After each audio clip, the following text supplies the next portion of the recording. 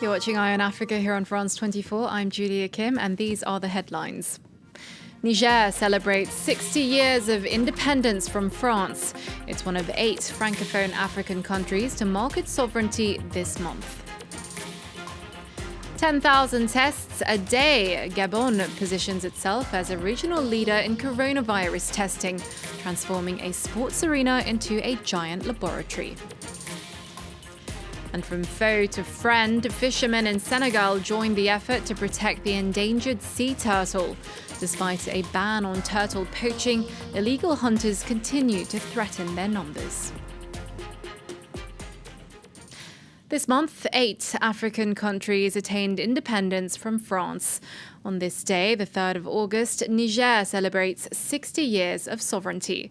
One of the largest countries on the continent, the West African nation boasts a healthy agriculture sector and significant reserves of uranium. Despite this, the World Bank estimates that nearly half the population live in extreme poverty. With France still its #1 trading partner, many feel that Niger is independent in name only. Florence Gaillard and Erin Ogunki take a look at its 60-year journey to statehood.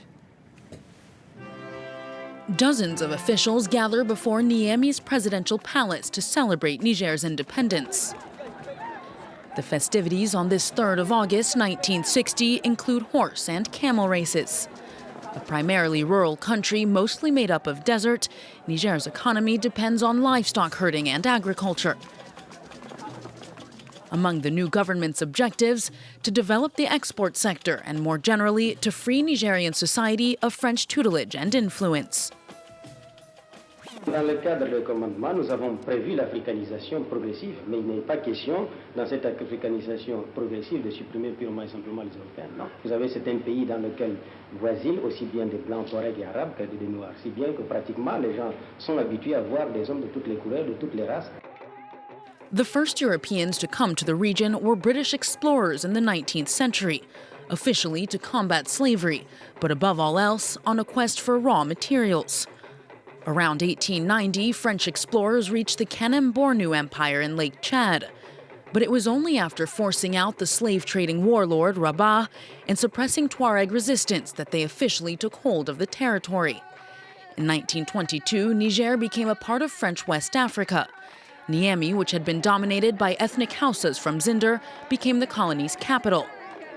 In 1958, Nigerians voted to join the French community, created under Charles de Gaulle, as an autonomous state, going against the local government's Vice President Djibo Bakari, who wanted immediate independence. But before obtaining full autonomy, the president of the provisional government, Hamani Diori, had to negotiate with tribal leaders. Les chefs font partie de notre patrimoine national, de nos traditions. Ce qu'il faut combattre, c'est surtout de certaines exactions de la chefferie. Et ces exactions disparaissent de plus en plus. Le gouvernement a pris des mesures pour supprimer la dîme, pour supprimer les redevances que les chefs perçoivent pendant les héritages. Si vous voulez faire du chef un fonctionnaire. Un fonctionnaire moderne, si vous voulez. In November 1960, Diori was elected president of the newly created Republic of Niger, a one-party state with all political parties other than his own banned. 5 years later, he survived an assassination attempt before being overthrown by the army in 1974. Let's move on now. And Ivory Coast's former Prime Minister Pascal Affi-N'Guessan has announced his bid for president ahead of October's election. He's been designated as the candidate for the left-wing opposition party, the FPI, which was set up by his former mentor, Laurent Gbagbo, in the 1980s. Today, the party is deeply fractured, with one wing supporting N'Guessan and another which remains devoted to Gbagbo. Sam Bradpeace tells us more. Pascal Affi-N'Guessan now faces a difficult task. The official candidate for the FPI going into October's elections, he must mobilise support from across the party if he's to have any chance of success. Now, the party itself is deeply divided. One wing, the so-called Gbagbo or nothing wing, want to see former President Laurent Gbagbo back at the helm, a prospect that N'Guessan is not ruling out. Si le président Gbagbo rentre et qu'il est éligible, je ne vois aucun inconvénient à l'accompagner. Cela reste toujours valable.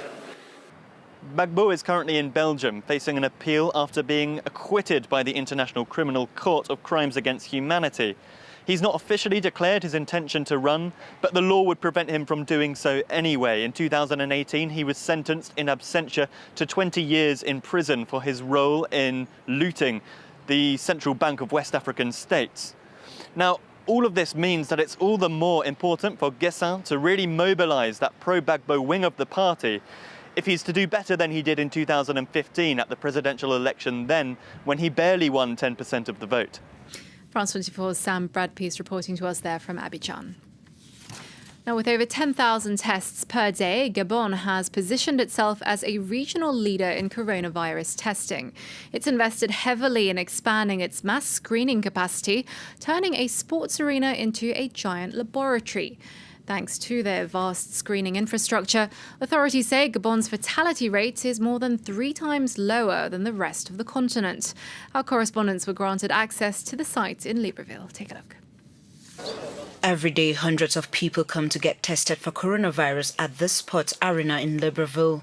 It's been transformed into a giant lab. Screening has already started, but the site is not yet operating at full swing. Once it is, staff will work around the clock, allowing 10,000 tests to be processed here daily. For now, though, opening hours are limited. La réalité aujourd'hui, nous ne travaillons pas 24 heures sur 24. Nous travaillons de 8 heures à 16 heures et les équipes vont continuer à travailler jusqu'à 23 heures. Ce qui fait qu'aujourd'hui, on a une capacité de 2500 tests à plein temps. Currently, about 500 Gabonese turn up every day for the free testing. Upon arrival, they are checked for COVID-19 symptoms. Nous demandons si le monsieur est diabétique, s'il est tensionnaire, s'il a fait de la grippe, la fièvre là tout récemment, s'il a eu la perte du goût, la perte de l'odorat. Nous mentionnons. Although it is a normal procedure, the process seems long, especially for those who are in need of a negative COVID-19 test to travel during this holiday period. C'est vraiment une attente longue. Il y a déjà plus d'une centaine de personnes qui attendent à chaque fois. Alors que si, par exemple, vous êtes dans l'obligation de voyager, ça vous retarde. For those in a rush, there is a fast-track option. Respirez par le nez, respirez calmement, respirez. Et nous avons fini. Here, results are available in 24 hours instead of 72 hours. However, it comes at a price, 20,000 francs CFA, for those who can afford it. Et la personne qui n'est pas prête, elle peut aller. Il y a aussi la partie qui ne paye pas. Ils n'ont pas imposé. Moi, personnellement, je suis venue parce que je veux que ça se passe vite. More than 50,000 tests have already been carried out in Gabon, where authorities are relying on this massive screening campaign to stem the spread of the virus. Kenya has reopened flights to international travellers right in the middle of the world's largest wildlife migration. The Great Migration, as it's called, is an annual event that takes place between July and October. Approximately 2 million wild beasts, along with zebras and gazelles, dash from Tanzania's Serengeti National Park to Kenya's Masai Mara National Reserve. Normally, the event draws thousands of tourists, but this year they are a rare sight. Kenya's tourism sector represents almost 9% of the economy, and it faces an uncertain future as it reels from the coronavirus pandemic. James Wilson has more. A small milestone on the long road back to normality. On Saturday, Kenya's Jomo Kenyatta Airport celebrated the resumption of key international flight routes. It's a welcome piece of good news for the country's beleaguered tourism sector. June to September are usually high season for visitors, but while the animals haven't gone anywhere, this year people have been thin on the ground. The COVID has really affected us, whereby being in July, we're supposed to have thousands and thousands of tourists around watching this phenomenon. In 2019, over 2 million people visited Kenya. Tourism supported over 1 million jobs and represented just under 9% of the country's economy. But the global pandemic has seen mass layoffs, and in a desperate attempt to stay afloat, hotels have slashed their prices. 为了吸引更多的当地游客和国际游客，各家酒店吧都采取。 Kenya's tourism industry has endured tough times before. But there is a strong consensus that the current crisis is the worst of them all. All industry insiders can do now is hope that the good times will soon return. And finally, Senegal's fishermen have joined the effort to protect one of the ocean's most endangered species, the sea turtle. Once considered a traditional delicacy, consumption of the creatures has become less common after turtle poaching was banned there in 1986. But illegal hunting continues to threaten their numbers, as Maud Julien reports. A 2 hours drive from Dakar, the marine protected area of Joal Fadiout is home to hundreds of different species of animals and plants. It's a paradise for sea turtles, who pass through it every year on their migration route to Guinea-Bissau. For the local fishing community, the reptiles have long been a source of food and income.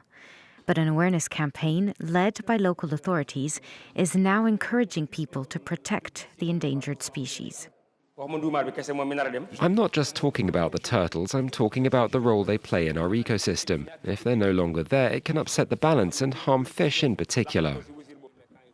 The message has been getting through to Joal residents, and practices are changing. These young men have just caught a turtle. They decide to carefully untangle the net and release the animal.